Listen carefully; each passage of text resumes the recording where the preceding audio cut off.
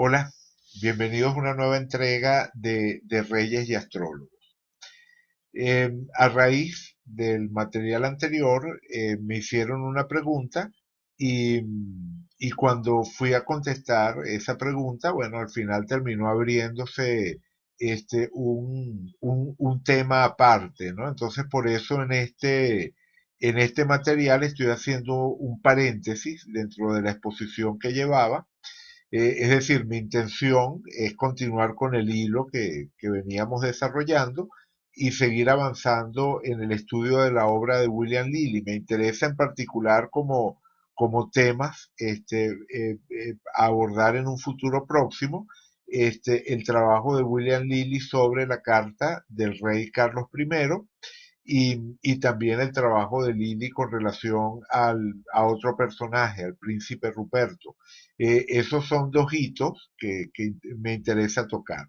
Pero este material lo estoy dedicando al tema de las efemérides, de la historia de las efemérides y los errores de cálculo asociados a las efemérides, en particular relacionados con la carta de la revolución del mundo, o figura mundi, o ingreso del sol en Aries, como lo quieran llamar. Es decir, la relación entre los errores en las efemérides y los errores en esas cartas del ingreso del Sol en Aries y reflexionar un poco sobre ese tema. Ese es el objetivo del material de hoy. Entonces me disculpan que no continúe con el hilo que ya llevábamos, que hagamos este paréntesis que me parece importante, creo que vale la pena en este punto dedicar este tiempo a este tema que les comento y ya para la próxima entrega, bueno, seguiremos avanzando en el estudio de la obra de William Lilly. Así que sin más preámbulos los dejo con la entrega de hoy.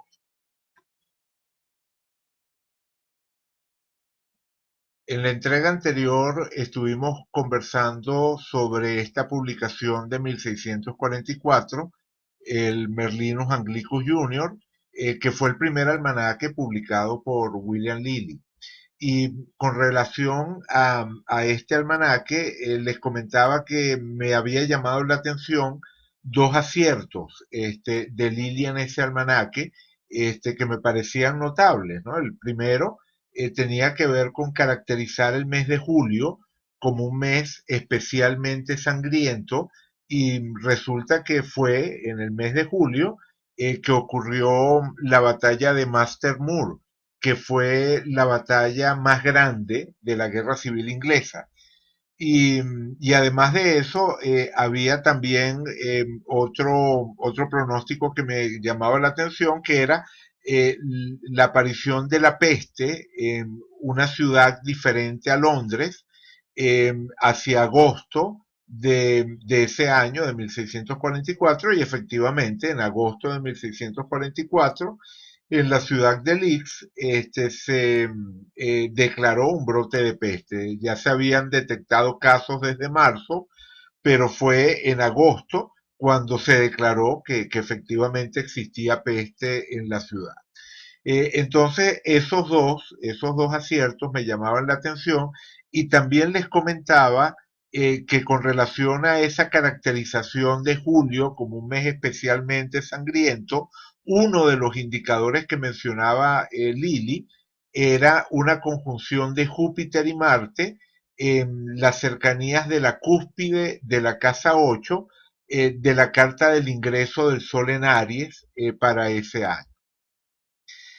A raíz de ese comentario, me escribió, eh, por aquí lo tengo, me escribió en YouTube Pablo Janisewski, a quien aprovecho de saludar y agradecer el interés y el apoyo que le ha brindado a este espacio. Eh, y bueno, Pablo me comentaba aquí que él no lograba encontrar esa conjunción de Marte y Júpiter.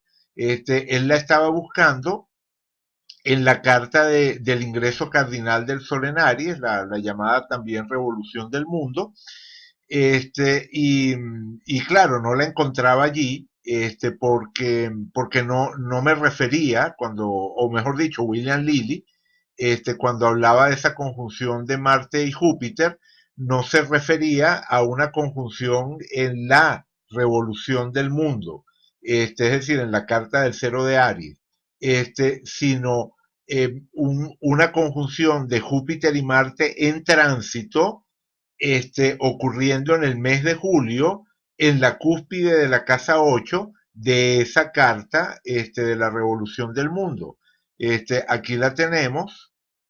Esta es la figura mundi del año 1644, o Revolución del Mundo, o Carta del Ingreso del Sol en Aries, como la quieran llamar, es decir, la carta que se levanta para el momento en el que el Sol entra en el signo de Aries, calculada para la ciudad, que sea la capital del país que queremos estudiar. Esa es una técnica que se usa ampliamente en astrología mundial y que William Lilly utilizaba. Y entonces esta es la carta que él levantó para Londres en el momento del Sol entrando en Aries en ese año de 1644. Y resulta que la cúspide de la casa 8 le quedaba en el grado 2958 de Tauro. El ascendente le aparecía en el grado 6,4 de Escorpio. Aquí la tenemos en un formato más legible para nosotros. Vamos a ponerla aquí. Ajá, esta es la misma carta. Vamos a ver si la puedo poner un poquito más grande. Ajá, esta es la misma carta de William Lilly, exactamente con las mismas posiciones, el ascendente en el grado 6 de Escorpio, la cúspide de la casa 8 en el grado 29, minuto 58, grado 29, minuto 58 del signo de Tauro. Y a lo que se refería Lilly era a que Júpiter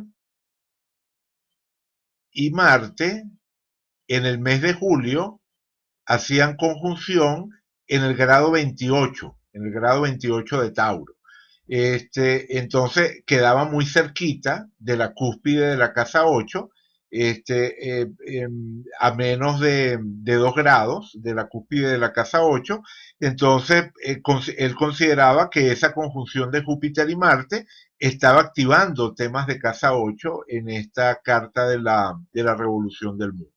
La conjunción exacta de Júpiter y Marte vendría ocurriendo en el 26 de julio, según el calendario juliano, sería ya agosto, según el calendario gregoriano, pero a principios de mes, y la batalla de Mastermoor fue a principios de mes, la ubicación era más o menos esta. Marte andaba por el grado 11 de Tauro, con lo cual ya le estaba haciendo cuadratura al Marte de la carta del Sol en Aries. Un Marte que además aparecía en la cúspide de la casa 4, es decir, bueno, aparecía a 3 grados de la cúspide, y William Lilly consideraba a este Marte en casa 4, o sea, un planeta en conjunción con la cúspide de una casa, él lo consideraba incluido dentro de la correspondiente casa. Entonces, para él este Marte estaba en casa 4, en el fondo de cielo, entonces era particularmente fuerte, y además de ser, por supuesto, el regente del Sol, ¿no? Al ser la carta del ingreso del Sol en Aries. Entonces, Marte en tránsito, haciéndole cuadratura a ese Marte durante el mes de julio, ya representaba un primer punto de tensión. A medida que Marte iba avanzando a lo largo del mes, también le haría una cuadratura a la Luna. Entonces, tanto el planeta más cercano al fondo del cielo como el planeta más cercano al medio cielo recibían cuadraturas de Marte durante ese mes, y el gran final era esa conjunción de Júpiter y Marte en la cúspide de la casa 8 hacia finales de mes. Así que esto que estoy diciendo del paso de Marte por Tauro y lo que hacía Marte durante ese mes, en este esquema, eso no lo explicaba William Lilly en el almanaque, o no lo explicaba con ese nivel de detalle. Pero sí se refería explícitamente a la conjunción de Júpiter y Marte, y uno puede deducir que probablemente también se fijó en eso, en que a lo largo del mes Marte iba a estar haciéndole cuadratura a dos puntos notables de la carta del año. Recordemos que además Marte no solamente era el regente del Sol, ¿verdad? Era el regente del Sol en Aries, sino que también era el regente del ascendente en Escorpio, ¿no? Marte, regente tradicional de Escorpio, tenía doble o triple importancia, mejor dicho, en este esquema, al estar en conjunción con el fondo de cielo, regir el Sol y regir el ascendente. Entonces, no tiene nada de raro que él haya caracterizado este mes como especialmente sangriento a partir de estos indicadores. Hasta aquí el razonamiento de William Lilly, pero resulta que en el comentario que me hizo Pablo, él además agregaba algo que me llevó a darme cuenta de algo de lo que no me había dado cuenta. Él dice que esa revolución del mundo de 1644 ocurrió el 20 de marzo a los 49 minutos 47 segundos, según la hora local. Y resulta que con eso él me decía aquí que Júpiter y Venus aparecían en conjunción junto a la cúspide de la casa 5, y entonces aquí, ¿verdad? Fue donde me saltaron las alarmas, porque que Pablo no encontrara la conjunción Marte-Júpiter en el esquema no era un problema del esquema, porque como decía, Lilly se refería a una conjunción de Marte y Júpiter en tránsito. Pero esto de decir, o sea, cuando Pablo me señala que en el esquema de la revolución del mundo Júpiter estaba en conjunción con Venus en la cúspide de la 5, bueno, entonces eso no cuadra con este esquema. O sea, ahí fue cuando saltaron las alarmas, este, y, y entonces hice lo mismo que hizo Pablo. Calculé esa revolución del mundo de 1644, y efectivamente, o sea, tenía razón Pablo. La conjunción de Júpiter y Venus aparece en casa 4, muy cerca de la cúspide de la casa 5. Nada que ver con la posición que le daba William Lilly en la casa 6. El error es realmente enorme.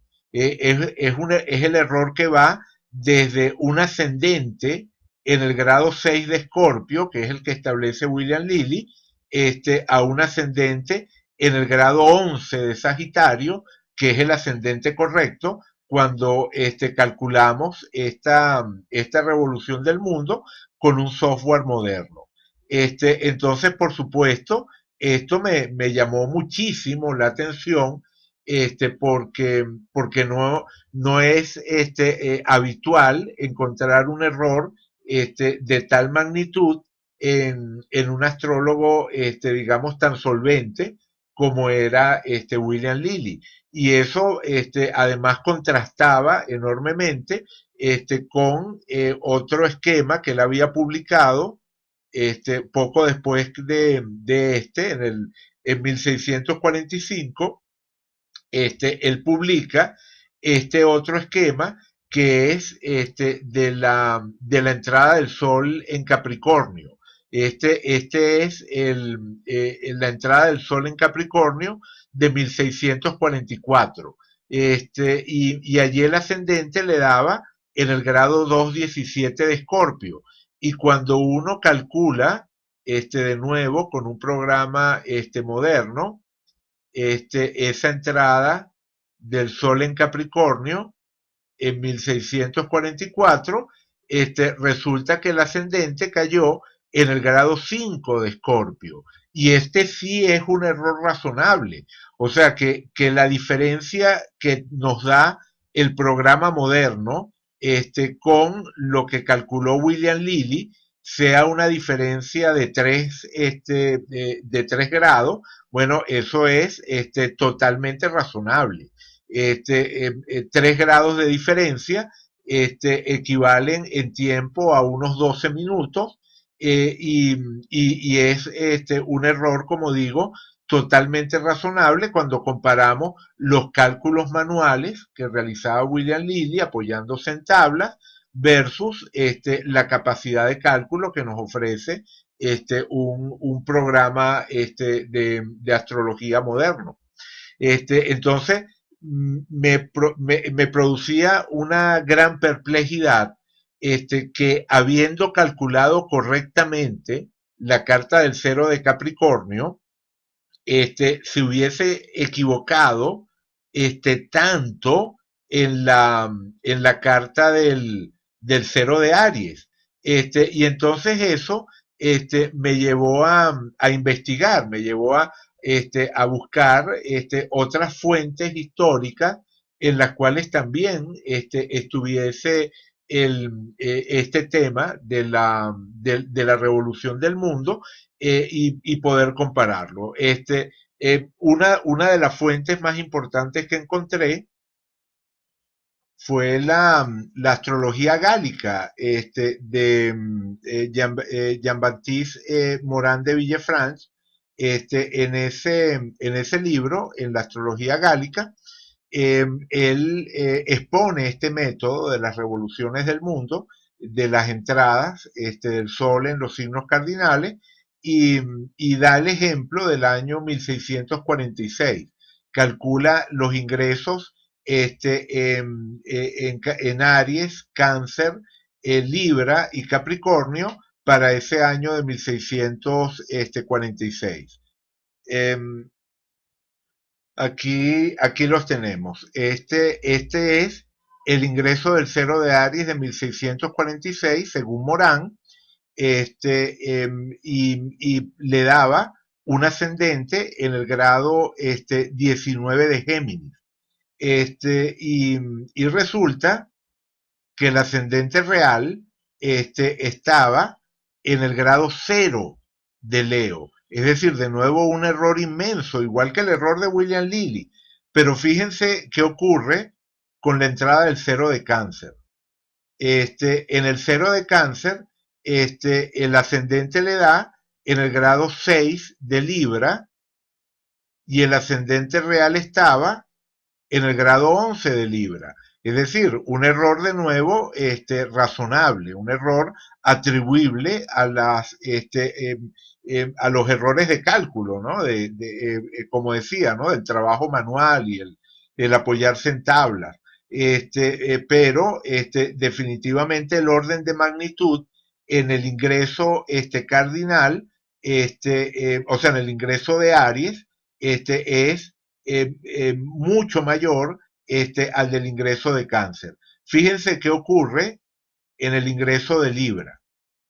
En el ingreso de Libra, cuando vemos el ingreso de Libra según Morán, nos da un ascendente en el grado 534 de Virgo.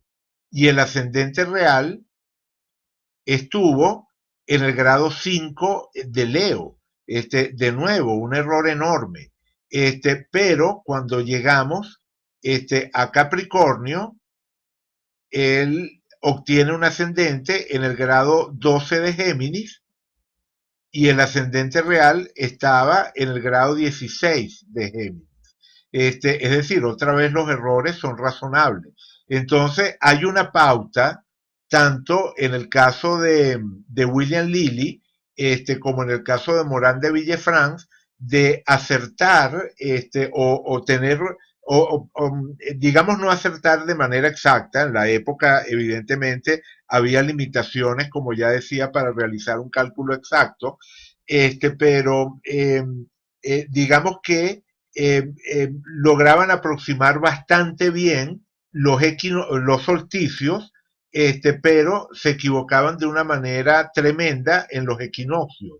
El equinoccio de primavera, es decir, la entrada del sol en Aries, y el equinoccio de otoño, la entrada del sol en Libra, tienen unos errores tremendos.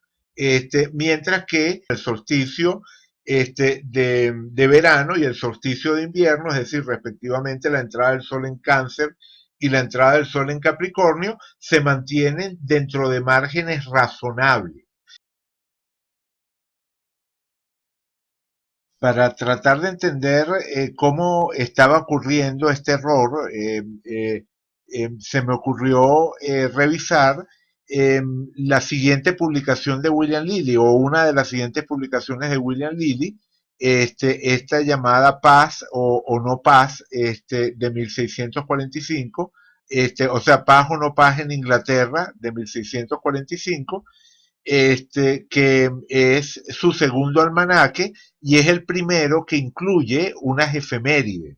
En esta publicación de 1645, él está incluyendo por primera vez lo que él describe aquí como unas efemérides exactas del movimiento diario de los planetas, una efemérides exactas del movimiento diario de los planetas. Y entonces la pregunta era, bueno, ¿de dónde sacó sus datos? ¿De dónde salían los datos que él estaba colocando en estas efemérides? Un mito que en alguna parte leí con relación a William Lilly y a otros astrólogos contemporáneos a William Lilly, era que utilizaban observaciones directas, o sea que sus cálculos estaban basados en observaciones directas, y resulta que no, resulta que Lilly, al igual que la mayor parte de los astrólogos de la época, y allí tendríamos que incluir también a Morán de Villefranche, porque vimos que Morán de Villefranche tenía el mismo error, exactamente el mismo tipo de error que William Lilly, y eso lo tenemos que atribuir a la fuente común. Y en este caso la fuente común la encontramos aquí en esa publicación de 1645, donde él, en la introducción a las efemérides, él dice que los datos los toma de Eistadius. Eistadius viene a ser, Lorenz Einstadt. Este personaje, Lorenz Einstadt, fue un continuador del trabajo de Kepler. O mejor, vamos a dar un pasito para atrás para que se entienda esto mejor. La idea es esta. La mayor parte de los astrólogos de la antigüedad trabajaban con tablas confeccionadas por unos pocos astrólogos, es decir, hubo unos pocos astrólogos que se dedicaron en tiempos antiguos a confeccionar tablas de posiciones planetarias. No solamente posiciones de estrellas, sino también las posiciones de los planetas. Fíjense que son dos problemas diferentes, porque cuando yo trato de ubicar una estrella, que es una estrella fija, la estoy ubicando precisamente en función de ese firmamento que considero un fondo fijo, donde mi punto de referencia sería el punto vernal, si estamos hablando de astrología tropical, el punto cero de Aries, ¿verdad? Que se mueve según la precesión de los equinoccios, me da el punto de partida para un sistema de coordenadas basado en el ecuador celeste y en la eclíptica, a partir del cual ubico las posiciones de las estrellas, ¿no? Ese sería el tema de las estrellas. Pero cuando estoy ubicando las posiciones de los planetas, me refiero a cuerpos en movimiento. Los planetas se están desplazando contra ese fondo de las estrellas fijas. Entonces, unas efemérides donde yo indico dónde va a estar en el futuro un determinado planeta, Marte, Mercurio, el Sol, la Luna, significa que yo estoy diciendo que yo sé cómo se va a mover en el futuro ese planeta. Es decir, para yo construir una tabla de las posiciones futuras de un planeta, tengo que tener lo que se llama un modelo planetario, es decir, una hipótesis de cómo se van a mover esos planetas en el futuro. Las observaciones directas de las posiciones de los planetas son las que me permiten recabar los datos a partir de los cuales construyo ese modelo que proyecto hacia el futuro. Pero evidentemente, a medida que fue evolucionando el conocimiento sobre el sistema solar, esos modelos planetarios fueron evolucionando. No es lo mismo el modelo planetario que subyace a esas efemérides que publicó Claudio Ptolomeo en el siglo II, que están junto con el Tetrabiblos en ese otro libro llamado el Almagesto. No es, o sea, aquí lo tenemos, aquí hay una lista de efemérides históricas. Aquí lo podemos ver. Ajá, vamos a ponerlo. Ajá. Por ejemplo, ¿no? Aquí en ese artículo de Wikipedia comienzan señalando unas efemérides babilonias de el año 1000 antes de Cristo. Después colocan precisamente ese, el Almagesto, el que les estaba comentando, de Ptolomeo, del siglo II. Evidentemente aquí, Ptolomeo está trabajando con un sistema geocéntrico, o sea, es un modelo planetario que parte de la concepción geocéntrica y de todo el sistema de esferas con el que trabajaba Ptolomeo. Luego, en cada época, en el siglo VIII, en el siglo IX, empiezan a surgir nuevas tablas planetarias, y en particular, en el siglo XII aparecen las tablas de Toledo, que fueron especialmente importantes, hasta la aparición en el siglo XIII de las tablas alfonsinas, que serían, digamos, el siguiente hito. O sea, ¿qué es lo que va evolucionando de una tabla a la siguiente? O sea, lo que se va mejorando son las observaciones y el modelo planetario. O sea, recojo los datos de manera más precisa sobre la ubicación de los planetas o sea, y además integro esos datos dentro de un modelo planetario más refinado, más evolucionado, y eso me permite hacer mejores predicciones de dónde va a estar el planeta en un tiempo futuro. Y eso sigue evolucionando, digamos que llegando cada vez a mayores niveles de precisión, hasta llegar a un hito especialmente importante, que son las tablas rudolfinas. ¿Por qué estas tablas rudolfinas son especialmente importantes? Porque son las primeras que se basan en el modelo, bueno, no, perdón, no o sea, perdón, ya habían tablas basadas en modelos heliocéntricos. Esta por ejemplo, en las, eh, em, a ver, estas de aquí, eh, eh, sí, bueno, estas de aquí ya, por ejemplo, las de Erasmo Reinhold de 1551 ya estaban basadas en un modelo, en un modelo heliocéntrico, es decir, en las teorías de Copérnico, pero lo cierto es que las rudolfinas son las primeras que introducen las órbitas elípticas. Es decir, antes de las tablas rudolfinas, las tablas podían ser, o los modelos planetarios, ¿no?, en los que se basaban las tablas, podían ser geocéntricos o heliocéntricos, pero siempre partiendo de órbitas circulares. La idea de que los planetas no se mueven en órbitas circulares, sino que se mueven en órbitas elípticas, es un aporte de Kepler.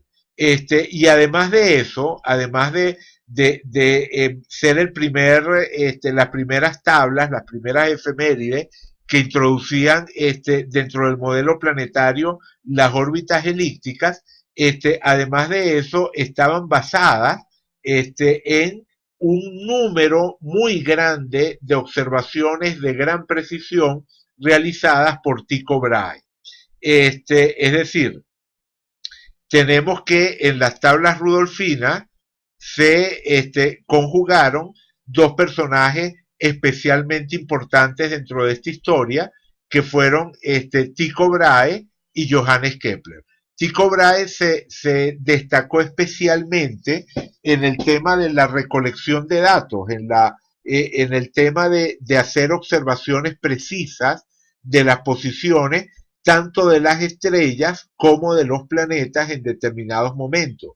Y utilizando esos datos de Tycho Brahe fue que Kepler logró formular sus leyes del movimiento de los planetas, donde surge esta idea de las órbitas elípticas. Tycho Brahe trabajó en un observatorio que fue hecho especialmente para él, un observatorio llamado Uraniborg, en una isla danesa, que además tenía otro, o sea, Uraniborg se traduce como el castillo de Urania. Es una referencia a Urania, la musa de la astrología, o de la astronomía, astrología, era lo mismo, ¿no? En la antigüedad no existía esa diferenciación que manejamos hoy en día, y Urania era en la cultura helenística la musa de la astrología y de la astronomía. Entonces, el castillo de Urania fue este observatorio que luego se complementó con el castillo de las estrellas, Stellarburgus, era el nombre en latín, que estaba al lado del castillo de Urania, pero que tenía como característica que la mayor parte de las edificaciones eran subterráneas, de tal manera de que los instrumentos de observación estaban firmemente establecidos, tratando de evitar cualquier perturbación atmosférica, y mejorando así las observaciones. Entonces, lo cierto es que el trabajo combinado en esos dos observatorios, uno al lado del otro, fue lo que terminó de producir ese extraordinario trabajo de precisión en cuanto a observaciones de Tycho Brahe. Pero Tycho Brahe todavía manejaba un sistema geocéntrico, o bueno, era un sistema mixto. En el sistema de Tycho Brahe, el Sol, el Sol no recuerdo muy bien, bueno, no, o sea, el Sol giraba alrededor de la Tierra, pero Marte y Saturno giraban alrededor del Sol, o sea, era, digamos, una mezcla de sistema geocéntrico con sistema heliocéntrico. Pero lo cierto es que Kepler construye un sistema heliocéntrico, es decir, copernicano, con el Sol en el centro, pero además con ese otro elemento de las órbitas elípticas, ¿no? Que les comentaba, y entonces, bueno, es el gran salto que se da hacia lo que es una descripción realista del sistema solar. Entonces, la unión de estos dos personajes es lo que produce estas tablas rudolfinas, que fueron, como digo, las primeras efemérides modernas, podríamos decir, ¿no? Es decir, basados en un modelo planetario que respondía a una concepción de órbitas elípticas. Y resulta que tras la muerte de Kepler, este personaje, Lorentz Eistadt, fue el que continuó el trabajo de Kepler. Entonces, cuando William Lilly dice aquí que él trabaja a partir de las efemérides de Stadius, porque son las más exactas que existen en la actualidad. O sea, él tiene toda la razón. O sea, efectivamente, en ese momento podríamos decir que las efemérides de Stadius o Eistadt eran el estado del arte con relación a esto de las efemérides planetarias. Pero ¿qué ocurre? En estas efemérides de Stadius había un error, igual que había un error en las tablas rudolfinas. Ese error tenía que ver con la excentricidad de la órbita de la Tierra.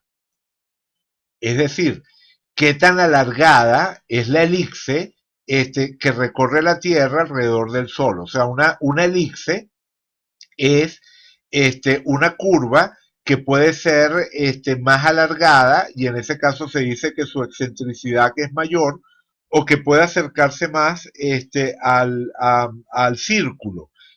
Mientras más cercana al círculo es, la excentricidad que es menor.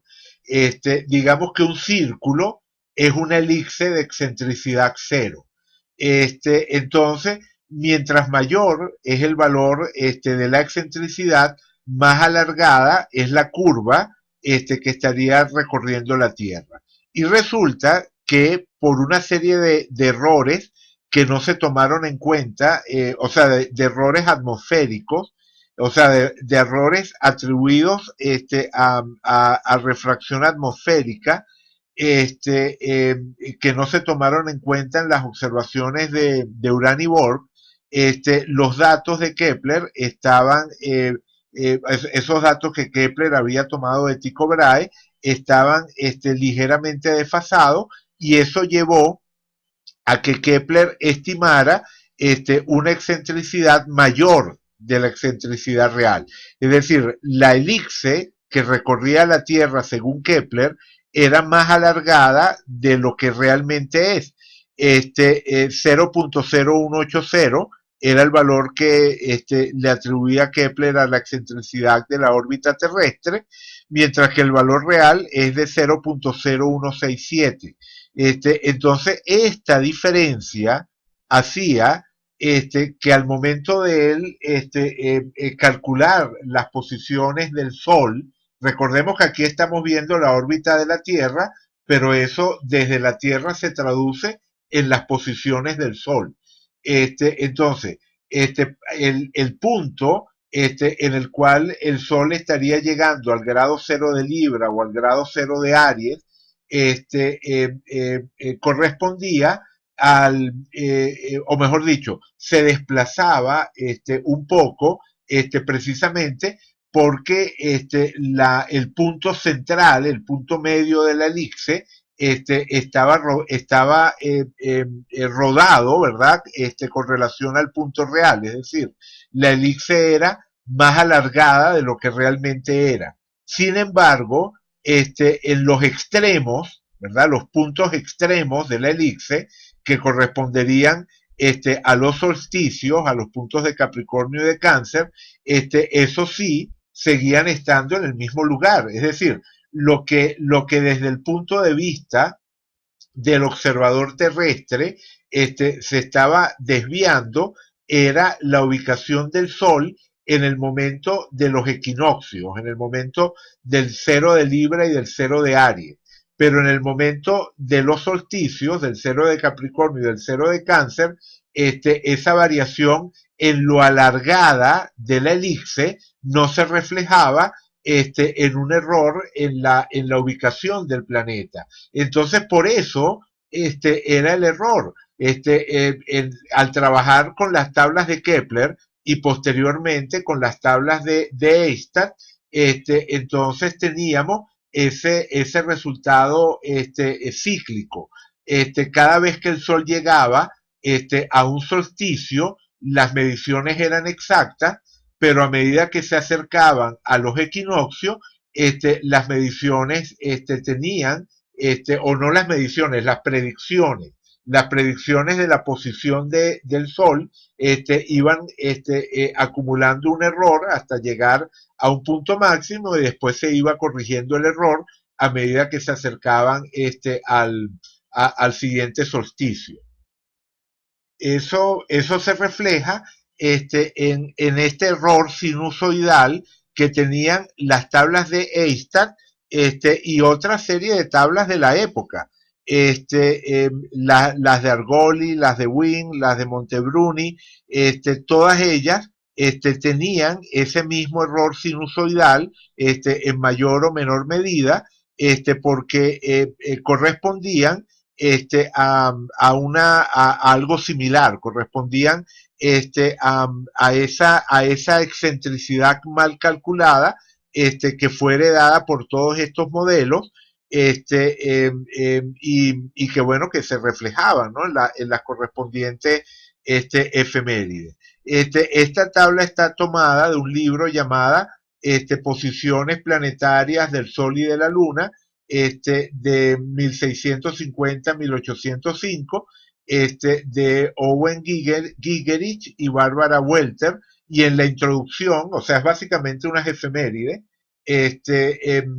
unas efemérides modernas, pero en la introducción, estos dos autores hacen un análisis histórico de la precisión de las efemérides conocidas, y entonces allí observan ese fenómeno, que es exactamente la explicación por la cual tanto Morán de Villefranche como William Lilly se equivocaban en los ingresos del Sol en Aries, y tenían en cambio correctos, o sea, tanto los ingresos del Sol en Aries como los ingresos del Sol en Libra, corresponderían a estos puntos de la gráfica, o sea, estos puntos más alejados son los puntos de error máximo, y estos corresponden, como digo, a los correspondientes equinoccios, mientras que los puntos de error cero corresponden a los solsticios.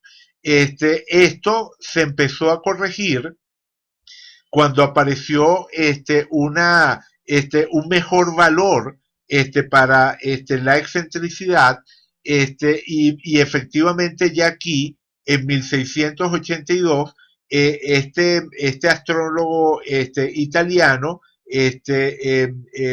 Mexa Vaca, ya tenía unas efemérides que funcionaban bastante bien, pero digamos que un valor, o sea, efemérides generalizadas, con un valor continuo, menor a un minuto, o alrededor de 1 o 2 minutos de error como máximo, no las vamos a tener sino hacia el final del siglo XVIII. A pesar de que al final del siglo XVII ya había algunas efemérides como esta de Mexavaca que funcionaban bastante bien, y está luego esta otra de Manfredi que también se ve que funciona bien. Otras, en cambio, tenían momentos de gran exactitud, alternados con momentos también de errores considerables, ¿no? En fin, lo que quiero decir con todo esto es que el cálculo de la entrada del Sol en Aries simplemente no era posible hacerlo con precisión antes del siglo XVIII, por lo menos. O sea, es del siglo XVIII en adelante cuando empezamos a tener las efemérides lo suficientemente precisas como para que las interpretaciones de los ingresos cardinales tengan realmente sentido astrológico. Y esto nos lleva necesariamente a otra pregunta. Bueno, entonces, ¿cómo hacían los astrólogos de la antigüedad para trabajar con esta técnica? Y bueno, resulta que la conclusión a la que tenemos que llegar es que todas las cartas del ingreso del Sol en Aries y en Libra del siglo XVII están equivocadas. O sea, simplemente los errores son muy grandes. Tanto las de Morán de Villefranc como las de William Lilly como las de cualquier otro astrólogo. En el siglo XVII, salvo a finales, o sea, salvo aquellos astrólogos que a finales del siglo XVII trabajaban con las efemérides de Mexavaca, que no, tampoco es que tuvieron una difusión tan grande. Estas fueron unas efemérides publicadas en Bolonia, en Italia, y bueno, digamos que realmente fueron extraordinarias, o sea, fueron lo mejor de su época, pero no fueron unas efemérides universalmente aceptadas. Mucho más conocidas eran estas efemérides francesas, llamada el conocimiento de los tiempos, ¿no? Era el nombre traducido sería ese, el conocimiento de los tiempos, que además fue una publicación que duró muchísimo. Comenzó aquí a finales del siglo XVII y duró hasta el siglo XIX. Entonces es una de las colecciones más estables que existen de efemérides, pero es nada más hacia finales del siglo XVIII cuando adquieren verdadera precisión. En la primera mitad del siglo XVIII podemos ver que había una mezcla de errores y aciertos, ¿no? Es decir, en general los errores eran menores, ¿verdad? O sea, podemos decir que aquí, a principios ya del siglo XVIII, los errores mayoritariamente eran menores que los errores en la época de William Lilly. Pero definitivamente es desde finales del siglo XVIII que podemos hablar de errores realmente mínimos. Incluso en esta época, principios del siglo XVIII, si calculábamos en un momento en el que teníamos el punto máximo de error, igual la carta que se levantaba podía, por ejemplo, variar el ascendente, era cambio lo suficientemente grande como para que un año en el que estábamos levantando la carta del Sol en Aries y nos daba un ascendente en Escorpio, resultara que no, que el ascendente era Sagitario, por decir algo. Bien, en todo caso, lo que digo es que aquí el error definitivamente era grande, y antes de esta época la situación no era especialmente mejor. Yo estuve revisando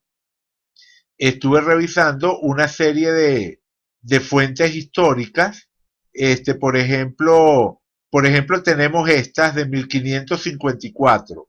Estas de 1554, que son las de Johannes Stadius.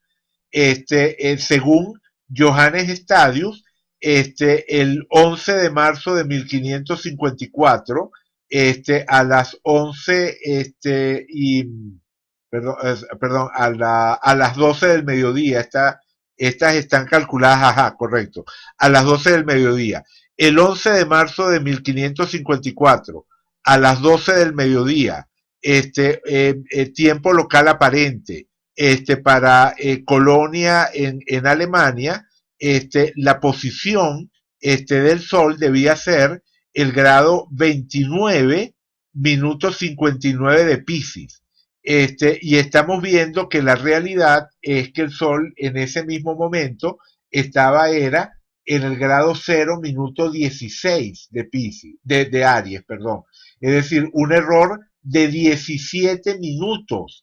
O sea, piensen que cada minuto en la posición del Sol viene a equivaler más o menos a unos 24 minutos de tiempo. Es decir, cuatro minutos en la posición del Sol vendrían a ser una hora. Aquí estamos hablando de un error de varias horas. O sea, una carta del cero de Aries levantada con este dato, bueno, simplemente no tenía nada que ver con la realidad. Y en esta época, la situación no era mejor, o sea, esto era el caso del equinoccio. En el caso del solsticio, ¿verdad?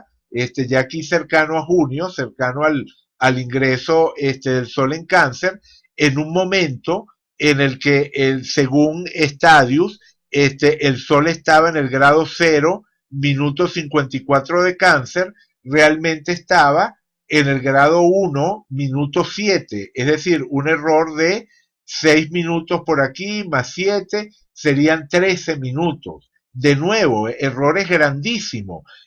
A diferencia de estos errores sinusoidales, de estos errores cíclicos, posteriores a las leyes de Kepler, donde por lo menos en la época de los solsticios las medidas eran exactas, en las efemérides anteriores a esa época, los errores simplemente estaban distribuidos de forma, digamos, más azarosa a lo largo del año, y simplemente no eran confiables ni los equinoccios, ni los solsticios, ni fecha alguna.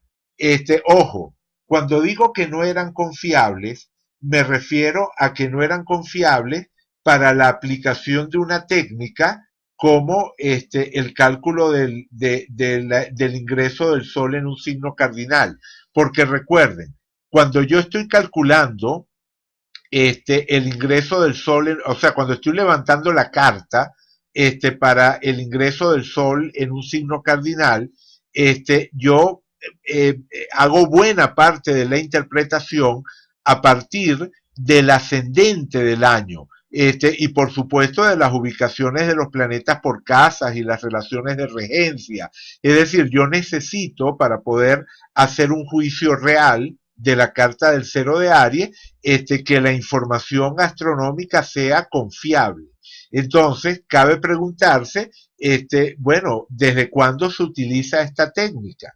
En alguna parte leí que supuestamente las raíces de esta técnica estarían desde la época de Ptolomeo, en el Tetrabiblo. Pero eso es falso. O sea, en el Tetrabiblos, cuando vamos al Tetrabiblos, perdón, déjenme acomodar esto.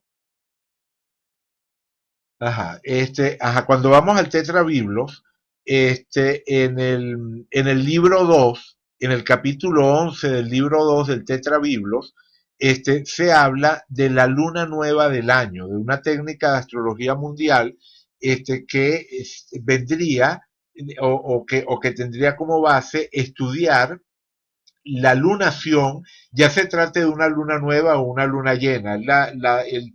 El título por lo menos en la traducción al español es la luna nueva del año, pero pero en la explicación se explica, se dice que es la alineación Sol-Luna-Tierra, que puede ser una luna nueva o una luna llena, previa al correspondiente equinoccio, es decir, a la entrada del Sol en Aries. O sea, tengo que examinar la luna nueva o llena justo anterior a la entrada del Sol en Aries, para emitir el juicio.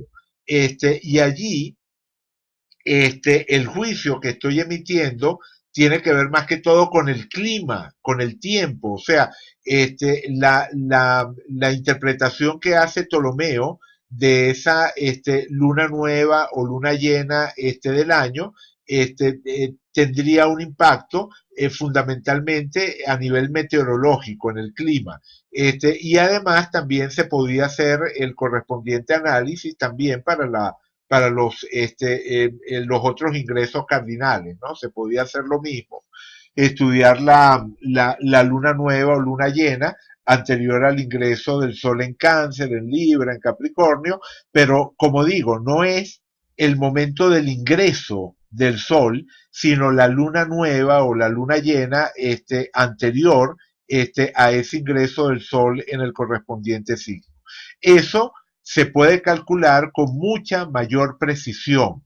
¿Por qué se puede calcular con mucha mayor precisión una luna nueva o una luna llena, igual que un aspecto entre dos planetas, una cuadratura o un eclipse? ¿Por qué se puede calcular con mayor precisión que la entrada del Sol en el signo de Aries y correspondientemente la entrada en los demás signos? Porque ese punto tiene que ver con la precesión de los equinoccios. O sea, para yo poder ubicar cuando el Sol entró en el signo de Aries, tengo que poder calcular dónde está el punto vernal, que sabemos que por la precesión de los equinoccios se va desplazando. Por cierto, aquí entraría también una consideración con respecto al zodiaco sideral. Hay también argumentos que de alguna manera tratan de justificar el uso de esta técnica en la antigüedad con un zodiaco sideral fijo. Es decir, que lo que se buscaba era el punto en el que el Sol entraba en el cero de Aries según una posición fija, tomando las posiciones de las estrellas, no ese punto móvil, que es el punto vernal, sino un punto fijo. Recuerden, o sea, aquí estamos hablando del tema de astrología sideral versus astrología tropical. En la astrología tropical, el grado cero de Aries es el punto vernal, es decir, el punto en el que está el Sol en el momento del equinoccio, es decir, ese punto en el cual se cruza la eclíptica con el ecuador. O sea, la eclíptica, recordemos esto rapidito para que quede claro. O sea, tenemos la eclíptica, que es el camino aparente del Sol, ¿verdad? Donde están ubicados alrededor de la cual están ubicados todos los planetas, ¿verdad? Los planetas siempre están cerca de la eclíptica, más o menos alejados, pero digamos que la eclíptica, que es el camino del Sol, es la línea donde ubicamos en general a los planetas, y es donde definimos los 12 signos del zodiaco, ¿no? Y el punto cero del signo de Aries es el punto en el cual la eclíptica corta el ecuador celeste, ¿no? Que es la proyección del ecuador terrestre. Es decir, decir que el Sol llegó al punto del equinoccio de primavera o del equinoccio de otoño, significa que está cruzando de sur a norte o de norte a sur. O sea, está pasando o sea, entendiendo hemisferio norte y hemisferio sur, de acuerdo al ecuador celeste, el Sol puede pasar del hemisferio norte al hemisferio sur o del hemisferio sur al hemisferio norte. Y esos son los puntos del equinoccio. y cuando uno levanta la carta del cero de Aries, la razón por la cual le estamos atribuyendo esa importancia en cuanto a efectos sobre la Tierra es porque efectivamente allí está ocurriendo un evento astronómicamente significativo. Si nosotros, en lugar de utilizar el punto vernal, utilizamos un punto cero de Aries fijado sideralmente, que es independiente del desplazamiento del punto vernal, es independiente del punto en el cual el Sol cruza de hemisferio norte a hemisferio sur o viceversa. Bueno, simplemente estamos desconectando la técnica de su significado astronómico. Entonces, yo creo que los ingresos del Sol en los signos cardinales son una técnica eminentemente tropical. O sea, por supuesto que un astrólogo sideralista también puede trabajar con esta técnica, pero creo que es una técnica que fue concebida originalmente en función del ritmo estacionario, es decir, del ritmo que está marcado por los equinoccios y los solsticios. Entonces, considerar que no existían estos errores de precisión que les comentaba, porque los astrólogos de la antigüedad trabajaban los ingresos del Sol en los signos a partir de un zodíaco sideral, es una posición, en primer lugar, dudosa, que no está demostrada de forma generalizada.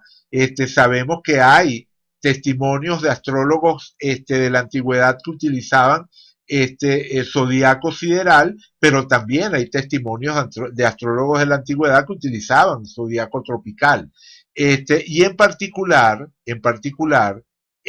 la forma en la que conocemos actualmente esta técnica del ingreso del Sol en Aries y en los otros signos cardinales, aparentemente se la debemos a Albumazar, que es la traducción latina del nombre de este astrólogo árabe, Abu Mashar al-Balji, que es conocido como Albumazar. Un astrólogo del siglo IX, que en dos libros, uno de ellos se perdió, pero está este otro, las flores astrológicas. Él habla de las revoluciones de los años del mundo. Y estas revoluciones de los años del mundo, o revoluciones del mundo, son lo que hoy en día conocemos como el ingreso del Sol en Aries y en los diferentes signos cardinales. Y resulta que Albumazar fue también el primero que acuñó el tema de las eras astrológicas. Ustedes recuerdan ese tema de la era de Acuario, la era de Piscis, en fin, ¿no? Todo este tema de que vamos pasando por distintas eras astrológicas de acuerdo precisamente al desplazamiento del punto vernal, de acuerdo al tema de la precesión de los equinoccios.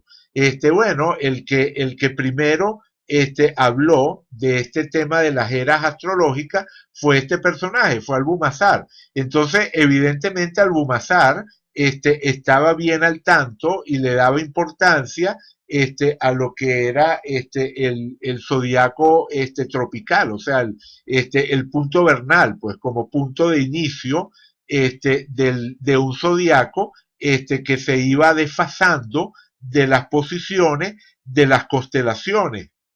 Y es este mismo Albumazar el que nos habla de las revoluciones de los años del mundo. Entonces, ¿qué podemos concluir?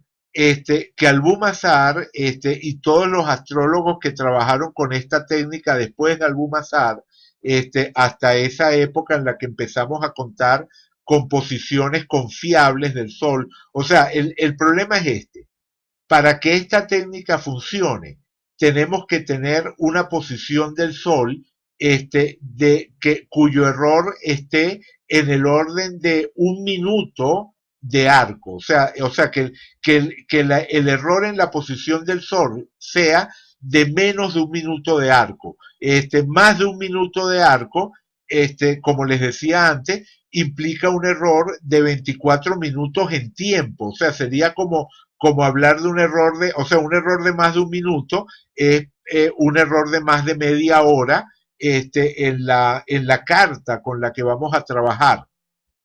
Y sabemos que un error de media hora es un error definitivamente considerable, sobre todo cuando estamos trabajando con una técnica que corresponde a un evento astronómico que en principio debería ser preciso. Entonces, lo que podemos decir es que las cartas del cero de Aries y de los demás ingresos cardinales que trabajó Albumasar y que trabajaron los distintos astrólogos hasta épocas relativamente modernas, hasta el siglo XVIII, en su mayoría estaban simplemente equivocadas. No equivocadas del todo, porque evidentemente los aspectos entre planetas se mantendrían. Si en la revolución del año, en la revolución del mundo de un determinado año, había una cuadratura entre Marte y el Sol, bueno, pues sí, esa cuadratura entre Marte y el Sol se mantiene, o sea, no se requiere una precisión tan exacta para hablar de los aspectos de los planetas. Las posiciones en los signos también se mantienen. Entonces, todo lo que el astrólogo podía decir de los planetas según sus posiciones en signos y según los aspectos que hacían unos planetas con otros y según las relaciones de regencia de unos planetas con otros, todo eso era cierto.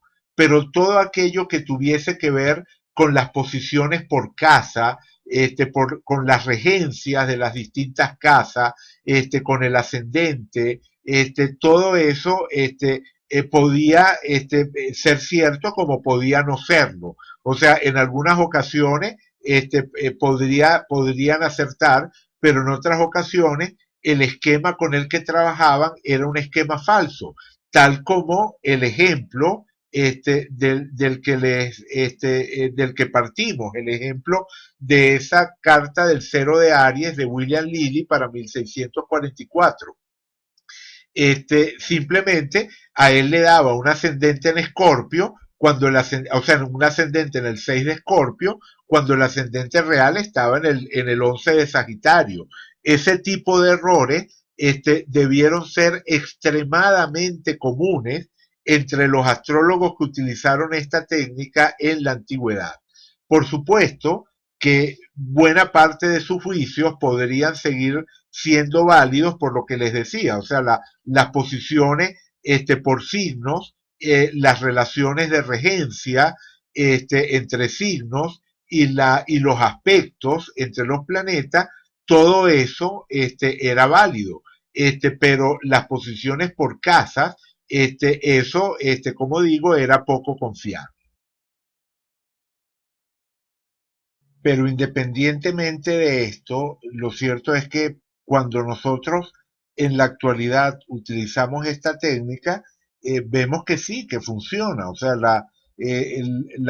por ejemplo, si regresamos a la carta del cero de Aries de 1644, de la que estábamos hablando antes, y en lugar de utilizar la carta errónea de William Lilly, utilizamos la versión correcta con el ascendente en Sagitario. Bueno, en primer lugar tenemos ese Saturno en el fondo de cielo, o sea, en lugar de estar Marte en conjunción con el fondo de cielo, lo que tenemos es un Saturno en Aries en conjunción con ese fondo de cielo. Es decir, el tema de las presiones que podíamos atribuir a ese Marte destacado, aquí lo tenemos por el lado de Saturno. Y por ejemplo, cuando a nivel de tránsitos en el mes de julio, Lilly tomaba en cuenta, por ejemplo, la cuadratura de Marte a Marte, que les comentaba antes. Bueno, esa cuadratura sigue siendo válida, o sea, Marte en el mes de julio le estaba haciendo cuadratura al Marte de la carta del cero de Aries, y en este caso este Marte es el regente del fondo de cielo. Es decir, antes le estaba haciendo cuadratura a Marte en conjunción al fondo de cielo, pero en la realidad era una cuadratura a Marte, que es el regente del fondo de cielo, que a su vez ya se encuentra afligido por esa cercanía de Saturno. Y al ser además ese Saturno un planeta en el signo de Aries, bueno, esta cuadratura de Marte a Marte se refleja especialmente en esa posición. Y si nosotros avanzamos en el tiempo, si avanzamos el reloj y llegamos al momento de la conjunción Marte-Júpiter, ahí está, esa es la conjunción Marte-Júpiter, que aquí aparece en agosto, pero recuerden que estas son fechas gregorianas. Esto estaba cayendo al final del mes de julio. Bueno, resulta que esa conjunción de Marte y Júpiter, en este caso, no está cayendo en la cúspide de la casa 8 como lo había dicho William Lilly, porque estaba trabajando con un esquema erróneo, pero resulta que es, o sea, que ocurre en cuadratura a la Luna, o sea, la conjunción Marte-Júpiter le está haciendo cuadratura a la Luna de manera clara, ¿verdad? Tenemos una cuadratura de la conjunción Marte-Júpiter a la luna de la carta del cero de Aries, y esa luna es regente de la casa 8. De hecho, la cuadratura a la luna fue exacta, la cuadratura de Marte a la luna habría sido exacta. Bueno, aquí lo podemos ver. Si ponemos la cuadratura Marte-Luna, la cuadratura Marte-Luna fue exacta el 30 de julio, que correspondería al 20, ¿no? El 30 de julio sería el 20 de julio en calendario juliano. Es decir, a mediados de mes, a principios de mes, Marte le hacía cuadratura al Marte de la carta del cero de Aries, y hacia mediados de mes, cuadratura a la Luna. Y al final del mes, la conjunción de Marte y Júpiter estaba ocurriendo, como digo, en cuadratura de esa luna, que se encontraba en la casa 8 y además era regente de la casa 8, es decir, había una activación notable de la casa 8 a través de ese tránsito de Marte y en particular de la conjunción Marte-Júpiter. La conjunción Marte-Júpiter además adquiere mayor fuerza al ser Júpiter el regente de Sagitario, que sería el ascendente de la carta del cero de Aries. Fíjense que además ese mes de julio, vamos a regresarnos, o sea, el mes de julio en calendario gregoriano, estamos hablando de aquí, aquí comenzaba el mes de julio. El 11 de julio gregoriano correspondería al 1 de julio juliano.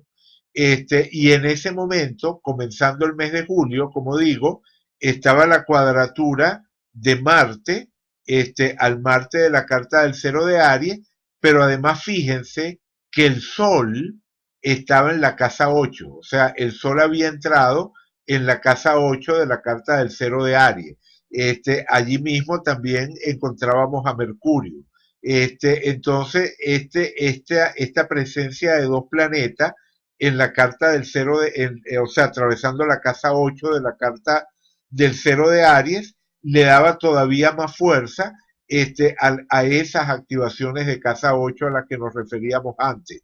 En particular tenemos que Júpiter, regente del ascendente de la revolución del mundo, de la carta del cero de Aries, le estaba haciendo en ese momento, al comienzo del mes, cuadratura exacta, o sea, el mes arranca con una cuadratura exacta de Júpiter a la Luna. O sea, Júpiter en el grado 24-20, la Luna en el grado 23-26, es decir, de un grado, pues, o sea, la cuadratura de Júpiter a la Luna, siendo la Luna planeta que ocupa la casa 8 y además rige la casa 8, y siendo Júpiter el regente de la revolución del mundo, de la carta del cero de Aries.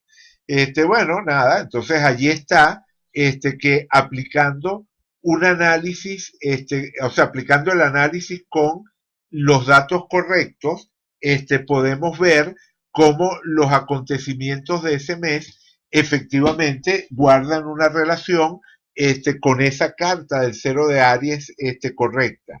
Si por supuesto nosotros además añadimos todo el arsenal, ¿verdad? Si nosotros colocamos el arsenal completo, vamos a reducir el orbe. Ajá. Si nosotros colocamos el arsenal completo que utilizamos en la actualidad, nos encontramos, por ejemplo, con esta cuadratura de Urano a Marte. Urano, para el momento de la batalla de Master Moon, esta cuadratura de Urano a Marte era totalmente operativa. Urano en el grado 17 y el Marte de la carta del cero de Aries en el grado 16. La batalla, o sea, esto está calculado para el día 11, la batalla de Master Moon fue al día siguiente, vamos a colocar esa fecha. Ajá. Allí está, ¿no? Entonces tenemos que para ese día de la batalla de Master Moon, Urano le estaba haciendo cuadratura al Marte de la carta del cero de Aries. Eso se suma, por supuesto, a todo lo que ya habíamos dicho anteriormente. El tema de la cuadratura, vamos a subir el orbe para que aparezca, ajá, ahí está, la cuadratura de Marte a Marte, que por supuesto tiene un orbe mayor, un orbe de 4 grados 42 minutos, pero es totalmente válido, ¿no? Una cuadratura de Marte a Marte, pero adquiere todavía más fuerza al coincidir con una cuadratura muy cerrada de Urano a ese mismo Marte.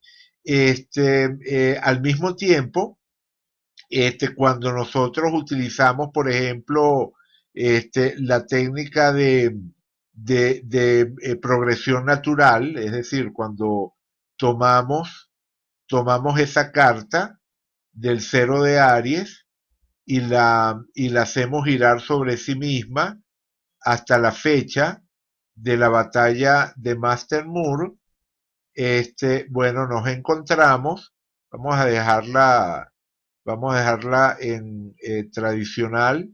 Ajá, fíjense que Marte está precisamente oponiéndose al ascendente. O sea, Marte está llegando a la oposición al ascendente. Y la Luna, regente de la casa 8, está formando una semicruz cósmica con Mercurio y el nodo norte, justo en el ascendente, en el mismo momento en el que Júpiter, regente del ascendente, está llegando a la conjunción a la Luna que está en casa 8 y rige la casa 8. Además, que para ese momento tendríamos que Sol, Saturno, Venus y Júpiter estarían pasando por casa 8 en progresión natural, y Mercurio estaría en la cúspide de la casa 8, o sea, a punto de cruzar la casa 8. Entonces, el énfasis de planetas en casa 8 es notable. El regente de la casa 8 está en la casa 1, y el otro planeta dentro de esta historia, o sea, aquí tenemos 5 de los 7 planetas tradicionales, aquí tenemos la Luna y el séptimo planeta, que sería Marte, bueno, resulta que está precisamente haciendo la oposición al ascendente. Entonces, lo que digo es que también por esta técnica estamos notando la presión tan fuerte que se daba en ese instante sobre la carta del cero de Aries, justo en el momento en el que se da esta batalla, que como digo, fue la batalla más grande de la guerra civil inglesa. Entonces, lo que quiero decir es que la técnica de las revoluciones de los años del mundo, de la cual habla Albumazar en el siglo IX, es una técnica que funciona.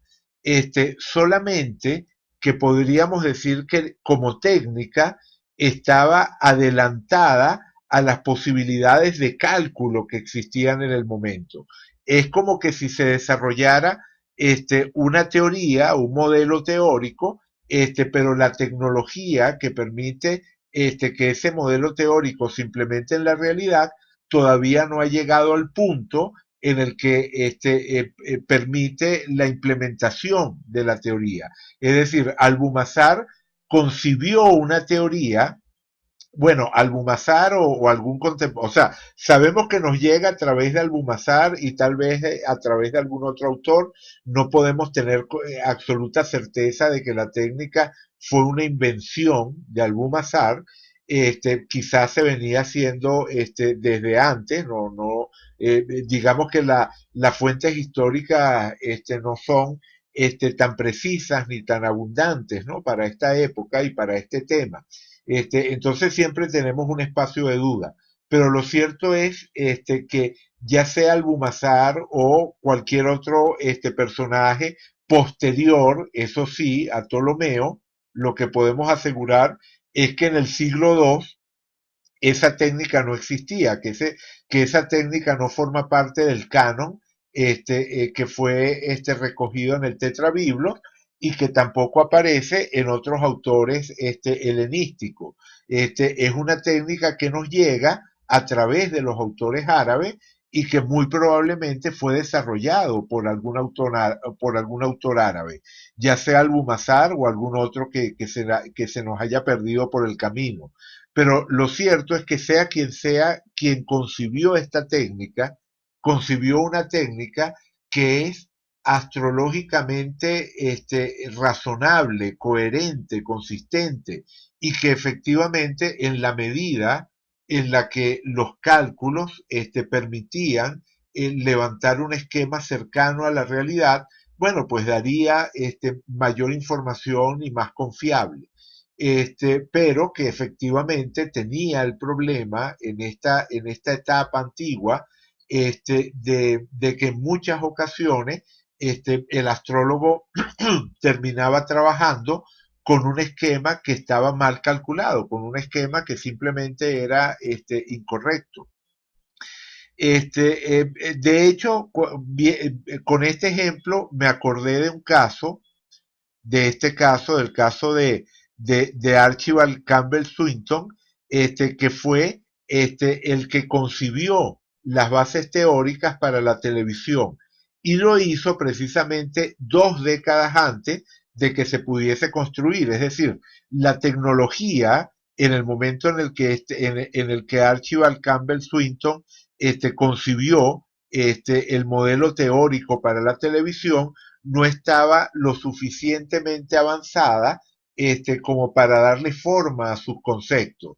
Sin embargo, tiempo después, cuando efectivamente la tecnología permitió implementar esos conceptos resultaron totalmente funcionales y permitieron la creación de la televisión. Bueno, salvando las distancias, creo que puede ser una analogía para lo que ocurrió con Albumazar, asumiendo que haya sido Albumazar el creador de esta técnica, y esto de las revoluciones de los años del mundo. Él concibió algo que desde el punto de vista teórico, desde el punto de vista conceptual, es absolutamente sólido. Es decir, ese momento en el cual el Sol llega al punto vernal, está marcando un ritmo, cada vez que el Sol regresa a ese punto vernal, y cruza el ecuador celeste, está marcando un ritmo que afecta a todo el planeta. Y calcular la carta para un determinado lugar del planeta de ese momento es algo que nos da información sobre lo que se está moviendo en ese lugar de la Tierra. Eso como concepto es coherente desde el punto de vista astrológico y en la práctica funciona y por eso es una de las herramientas básicas de la astrología mundana. Pero tenemos que tomar conciencia de que todos los análisis realizados por astrólogos de la antigüedad basados en esta técnica tienen ese elemento de error que ya hemos mencionado. Por ejemplo, en el caso de William Lilly, y la carta con la que comenzamos, esa carta del cero de Aries de 1644, él saca una serie de conclusiones, por ejemplo, de este Marte en el fondo de cielo y el medio cielo en Leo. Al estar este Marte en el fondo de cielo, haciéndole oposición al medio cielo Leo, él sugiere que hay el peligro de daño al rey por parte de un extranjero, porque el Marte viene desde casa 4, entonces lo asocia a una persona que no está en su patria. Y eso en ese momento tenía un significado muy especial. De hecho, él en ese almanaque, déjenme buscarlo un momentito para que vean a qué me refiero. Ajá, aquí está, ¿no? Él dice que ese daño vendría por alguien nacido en otro país y que el juicio se podría extender a no darle, a no armar, o sea, a no darle armas o no darle medios a príncipes, perdón, nacidos en el extranjero. Es decir, no armar, no darle armas a príncipes nacidos en el extranjero. Bueno, el principal lugarteniente del rey en ese momento era precisamente un príncipe nacido en el extranjero, el príncipe Ruperto. Y entonces, evidentemente, toda esta interpretación que hacía William Lilly de lo que podía significar este Marte en el fondo del cielo poniéndose al medio cielo en esta carta del cero de Aries, estaba encaminada a ser una pieza de propaganda también, ¿no? Contra el príncipe Ruperto, ¿no? Que era uno de las figuras claves del bando de los cavaliers, ¿no? Del bando de los partidarios del rey.